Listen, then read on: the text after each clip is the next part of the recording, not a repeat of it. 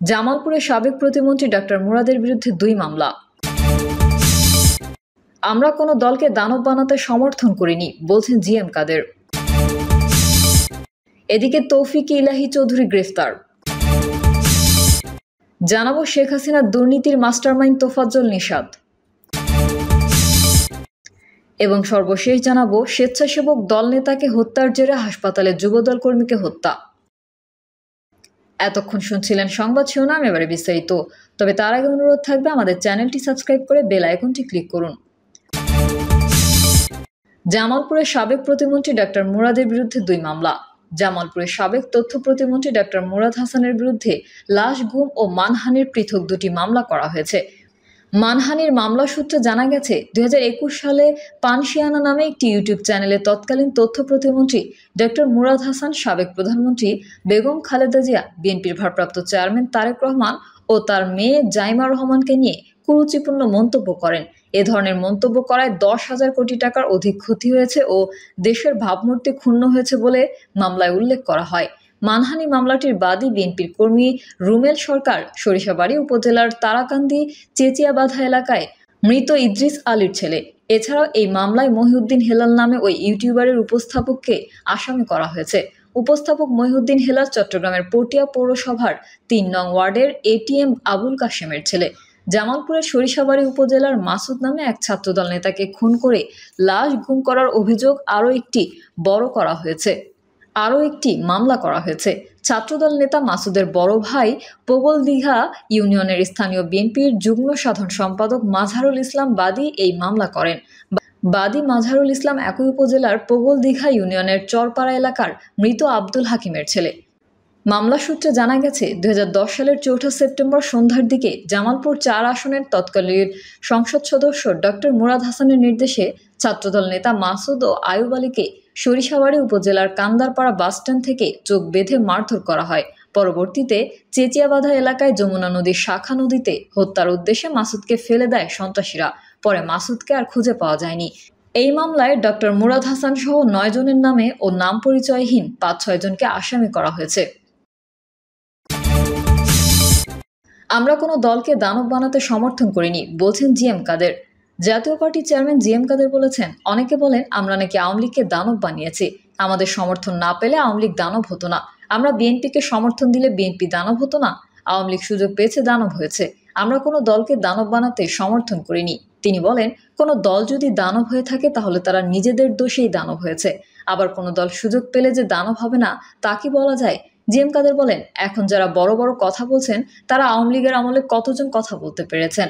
আওয়ামী লীগের উল্টা কথা বলার পরে যদি আওয়ামী লীগ পরের দিন আপনাকে আবার সেই কথার উল্টা কথা না বলতে পারতেন, আওয়ামী লীগ উঠিয়ে নিলে আপনিও জয় বাংলা বলতেন। অনেকে জয় বাংলা বলছে না। আমরা আমাদের কথা বলে গেছি। আমরা জনগণের পক্ষে কথা বলেছি। আমাদের বিরোধী দল করা হয়েছিল।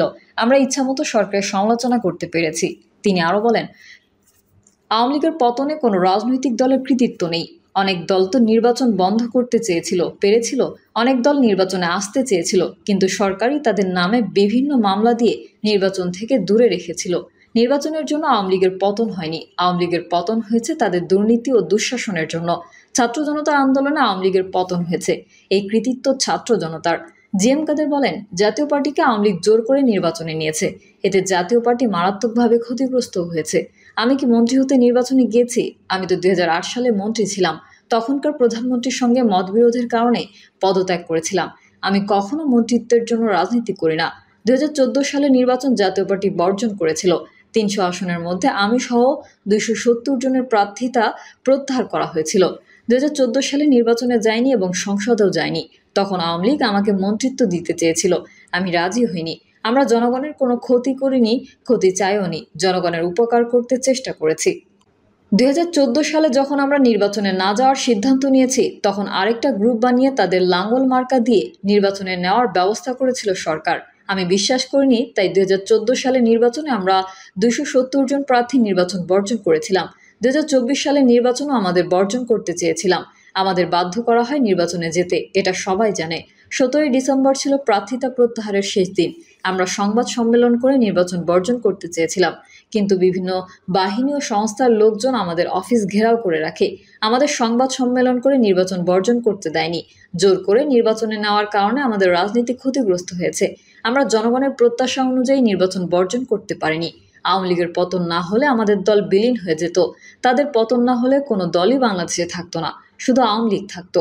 আমরা কখনোই আওয়ামী লীগের দোসর ছিলাম না, আমরা সবসময় জনগণের দোসর ছিলাম। জাতীয় পার্টির সঙ্গে বিএনপির আদর্শগত মিল আছে, কিন্তু চরিত্রগত কোনো মিল নেই। জাতীয় পার্টিকে সবসময় ব্ল্যাকমেইল করা হয়েছে। 1990 সালের পর থেকে জাতীয় পার্টি নির্যাতন ও ষড়যন্ত্রের শিকার হয়েছে। সেই ষড়যন্ত্র এখনও চলছে। এদিকে তৌফিক ইলাহি চৌধুরী গ্রেফতার। সাবেক প্রধানমন্ত্রী শেখ হাসিনার বিদ্যুৎ ও জ্বালানি উপদেষ্টা তৌফিক ইলাহিকে গ্রেফতার করেছে ঢাকা মহানগর গোয়েন্দা পুলিশ।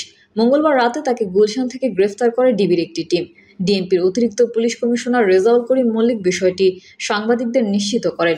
তিনি বলেন, সাবেক প্রধানমন্ত্রী শেখ হাসিনার বিদ্যুৎ ও জ্বালানি উপদেষ্টা তৌফিক ইলাহিকে গ্রেফতার করা হয়েছে। আজ রাতে তাকে গুলশান এলাকা থেকে গ্রেফতার করা হয়। তার বিরুদ্ধে মামলা আছে। তৌফিক ইলাহি বর্তমানে ডিবি কার্যালয়ে আছেন। তার বিরুদ্ধে আইনি প্রক্রিয়া চলমান রয়েছে বলেও জানান পুলিশের এই কর্মকর্তা। শেখ হাসিনার দুর্নীতির মাস্টারমাইন্ড তোফাজ্জল নিশাত। চাকরির মেয়াদ শেষে গত 4 জুলাই সাবেক প্রধানমন্ত্রী শেখ হাসিনার মুখ্য সচিব তোফাজ্জল হোসেন মিয়ার অবসরে যাওয়ার কথা ছিল, কিন্তু তাকে চুক্তিভিত্তিক নিয়োগ দেয় তৎকালীন সরকার।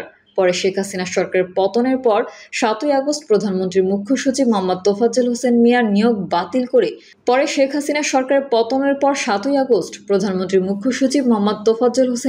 বাতিল করে জনপ্রশাসন মন্ত্রণালয়। স্বৈরাচারী শেখ হাসিনার অনিয়ম দুর্নীতির কেন্দ্রবিন্দু ছিল তার কার্যালয়। সেখানে সাবেক প্রধানমন্ত্রীর সব অপকর্মের মাস্টারমাইন্ড হিসেবে কাজ করতেন এই মুখ্য সচিব তোফাজ্জল হোসেন মিয়া।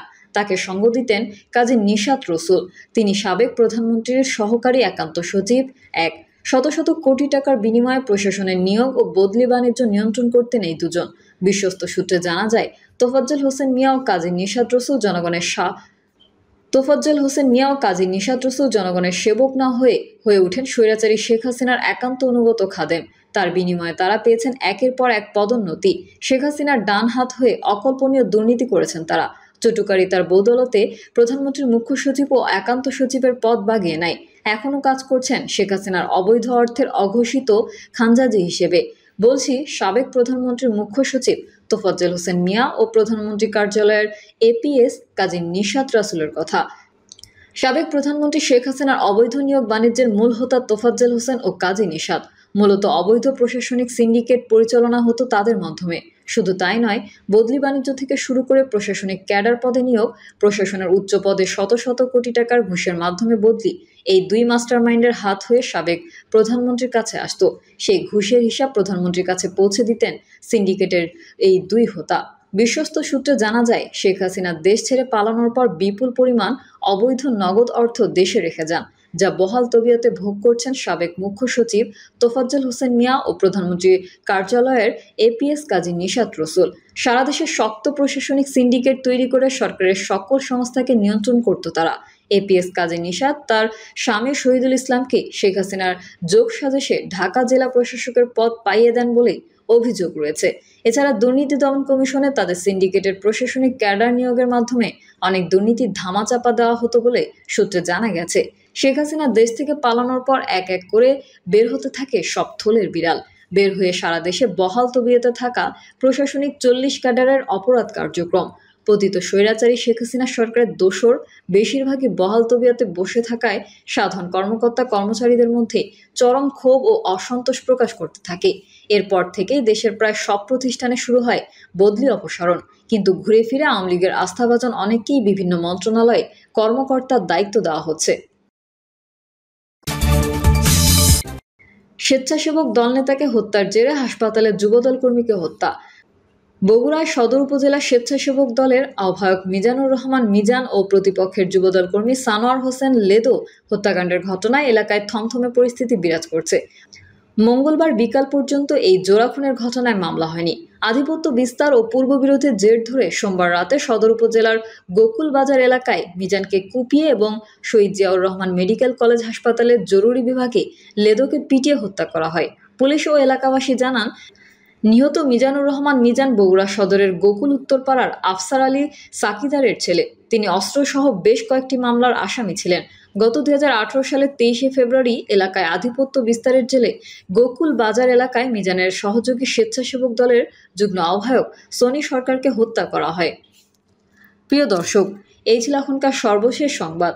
আপডেট সংবাদ পেতে চ্যানেলটি সাবস্ক্রাইব করে বেল আইকনটি ক্লিক করুন। কমেন্টে আপনার মতামত জানিয়ে আমাদের সাথেই থাকুন। ধন্যবাদ সবাইকে। আল্লাহ হাফেজ।